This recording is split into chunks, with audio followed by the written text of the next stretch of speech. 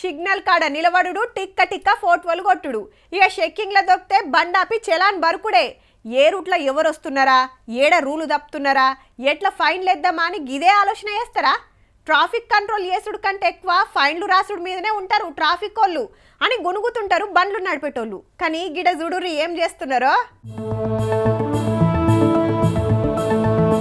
వారెవ్వా police అన్నే helmet పెడుతున్నాడు ఇప్పుడు ఇంకొకరు దొరికితే ఫైన్లు వేస్తారు గాని వీళ్ళు కొత్త హెల్మెట్లు ఇస్తున్నారని మురిసిపోవచ్చురు బండ్లు నడిపేటోళ్ళు కానీ మళ్ళా రేపు పొద్దుగాల తెచ్చియాలే అట్లాని కిరాయేం కాదు పుక్కట్లనే హైదరాబాద్ మల్కాజ్గిరి ఏరియాల ట్రాఫిక్ వాళ్ళు పెట్టిండ్రు హెల్మెట్ బ్యాంకు బండెక్కినోళ్ళు నెత్తికి షిప్ప పెట్టకుంటే దొరకబట్టుడు ఈ హెల్మెట్ బ్యాంకులకెళ్ళి ఓటు తీసి అళ్ళకి తలిగిచ్చుడు.